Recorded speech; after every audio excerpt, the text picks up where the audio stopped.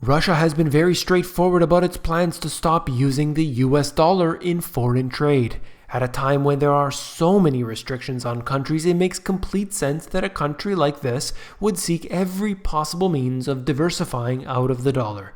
Russia isn't the only one, of course. China is also a major factor in this constantly evolving game. You came here for the truth, so let me unveil that for you. Today we're going to look at Russia, we're going to look at China, I want to talk about currencies, so much more. Let's begin. This is some information directly from the horse's mouth.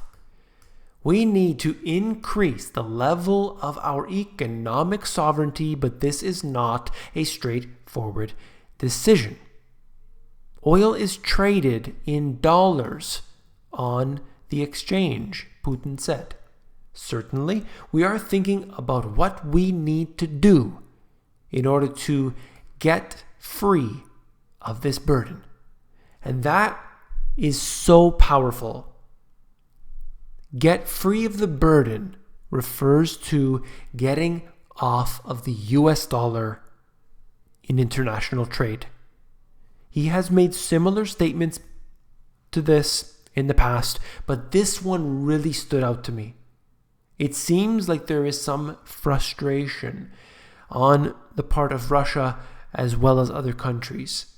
And they simply want to do away with the dollar, knowing it doesn't happen overnight.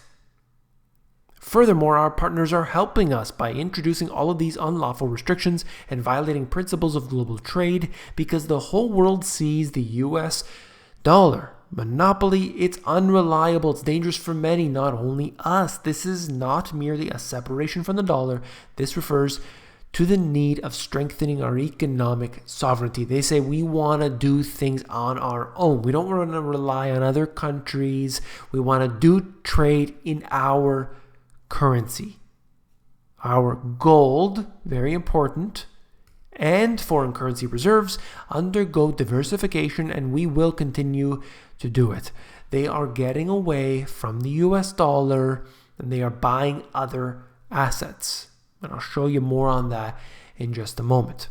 As I said earlier, Russia isn't the only country doing this. I think we need to look at China constantly and see how they are playing this game, because they do a manipulation of their currency like all countries do, and that affects everything and how the US dollar is doing, how other currencies are doing as well. These are the currency wars that take place. All right, here he is again. We used to behave naively, but now we see that the WTO, the World Trade Organization, rules are too often broken. The restrictions are imposed for political reasons, which they call sanctions, plus more and more of them are imposed to secure its favorite competitive advantages. So they're basically saying that they use these supranational entities to their advantage. Of course, they always do, whether it is the WTO or perhaps the World Bank, the IMF, or anything else. All set up around 1945 with the intention that we're going to make sure that we stay at the top. We won't let anybody rise up. Very interesting games that they've been playing. He stated that the new restrictions breaking the world trade principles, making the world see that the monopoly of the US dollar is dangerous for many regions. According to him, de-dollarization, gotta get my highlighter out here. De-dollarization should be promoted on principle in order to preserve the country's sovereignty. But he didn't name an alternative currency. I'll show you something in just a moment. And then over here, they're talking about the petro yuan, which I've covered here before, the volume of which has certainly been surprising to many. There have been a lot of trades moving through the Shanghai-based exchange. This right here, I think this is absolutely critical to watch. While some countries like Canada have sold off all of their gold reserves.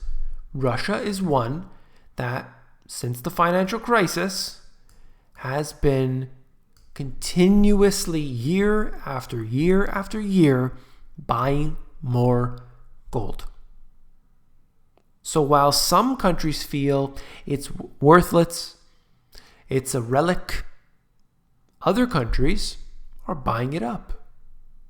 China's doing the same thing. India and some developing nations are doing so. At the same time, you have the US, which has leased out its gold. You have Canada, which has basically sold it all off. Venezuela is supposedly a gold-rich country. However, they will definitely have to give up the rest of it. There's no doubt they don't have any money left. I'm sure the IMF will come in and take it off their hands. Well, here they are, diversifying out of the US dollar and choosing gold instead. Maybe they don't see another currency at this time that is strong. Perhaps they see gold as being relatively inexpensive at this time. We don't know exactly what's going on in their head, but from the words that Putin has spoken, we can understand that at the very least, they want to diversify out of the US dollar. He's made that very clear. And for the next few years, that's probably going to be the program. So, I'm going to move on here. The Central Bank of Nigeria has signed a currency swap deal worth about $2.5 billion with the People's Bank of China to provide adequate local currency liquidity for transactions between national businesses, the Punch newspaper reported, citing a high-ranking official from the Bank of Nigeria. Okay. So this is going back and forth between them. The central banks decide to do a deal together. And guess what? They are not using the US dollar. Huge. Yet another country added to the list. They're not doing business in the US dollar. Sure, the economy of Nigeria might not be something of, the top 10 in the world, but it's still very important. We're talking about $2.5 billion. It is a significant number. It's not insignificant, okay? We need to realize that. And it's not just one country either. China's been doing business with other countries now for years, slowly, in their own currencies. So doing away with the US dollar, and this really, really upsets the US, I can tell you that. Well, let's see. I'm going to show you this first. China's swap agreements and its counterparties. Look at this list. 31 nations on this list. Well, 31 different, we got the EU in here. You got different places, United Arab Emirates. Well, I'm looking in here and I'm seeing countries all over the world. I'm seeing developing nations. I'm seeing basically consistent partners like Russia, for example. Obviously, they've been doing a lot of business. But what is surprising to many is to see countries like Canada doing this. Nobody would have expected that. The EU doing business with China directly with their own currencies. Switzerland on there. I'm happy to see Argentina on there, of course.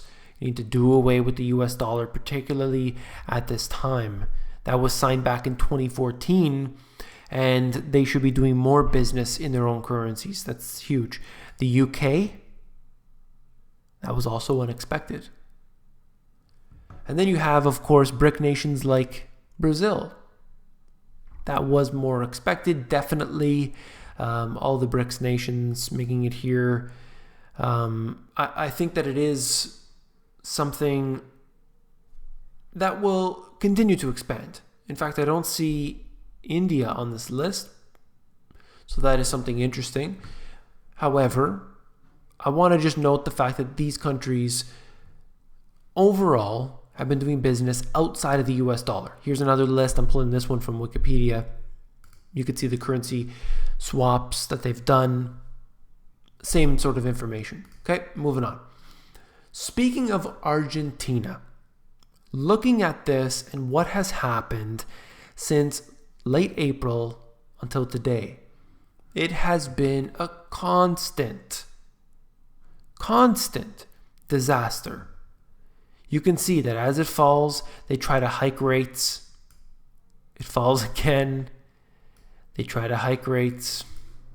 And it's just the same repeated pattern over and over again. But, we're going to intervene. We're going to print or use our $1 billion worth of reserves, try to get them out there, try to support our currency to make sure that it doesn't continue this free fall. But ultimately, nothing that they do fixes it. It will just drop further and further and further. They're going to need some major changes in order to get this to happen. Argentine peso risks disorder if rollover fails. The disorder here at the bottom, we're looking at this. JP Morgan said, next week, if the nation's central bank struggles to roll over about $30 billion of short-term notes which are set to expire, they have to execute this properly or they are going to be in big trouble. Another currency that has been suffering right now is the real. If you talk to anybody living in this country, you will understand what they are going through. Businesses don't even want to sell products right now, as in today, because they don't know what's going to happen tomorrow. Will the price go up? Will the price go down? Will I be able to get more of this product? Maybe I should just hang on for a little bit more because tomorrow I'm going to be able to get more money out of it. I need more money. I bought it for this price. Now today it's going to cost this price. What do? I can't buy US dollar anywhere else. I can't do international trade at this time. It's becoming hard to get products in. It's becoming hard to get products out. It's had a major effect on this country. Same goes for Argentina to a lesser degree. The same goes for Venezuela to a more serious degree. It's truly unfortunate what we have seen here. So many countries destroyed by central banking. All of this is the cause of central banks. The whole system itself is set up and doomed to fail. Then, of course, they can take control.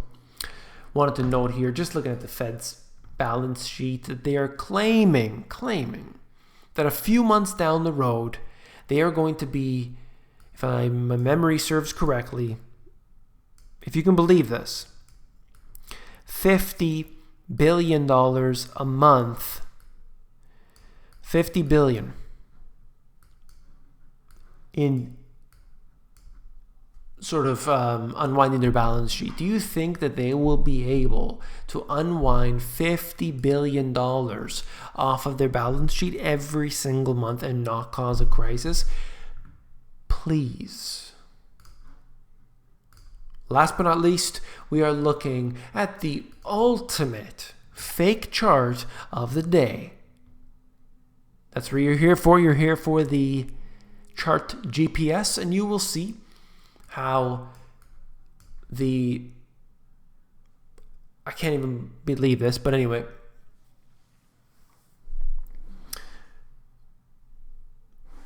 Imagine a chart so fake that people believe it as if there could be no other explanation. You are seeing the consistent year-over-year decline in the unemployment rate, the U3. At the same time, the U.S. labor force participation rate, the amount of actual people working, has been declining over the years. What does that tell us about this indicator, the U3 that is? and it has no validity. Truly. But a lot of people are confused by it. They see the information on the media and that's what they're going with. But you need to look at the US labor force participation rate. It is a much more accurate indicator, though of course it's just one of many. There are so many to look at. I've covered here more on the channel. I'll end the video there. If you found it informative, please give me a thumbs up. When you give me a thumbs up, it helps to support this channel. I really do appreciate that very much. And don't forget to hit that subscribe button as well. You want to join the other 100,000 plus people here on the channel. I do videos every day, so you definitely want to tune in often to get the download. That's all for this video. If you found it informative, I know that you will find my books, The Money GPS, and my newer release, Global Economic Collapse, even more informative. You can actually flip through these books at Amazon. There are links in the description of this video. It'll take you over to there. You can flip through the pages of the books for yourself. Take care.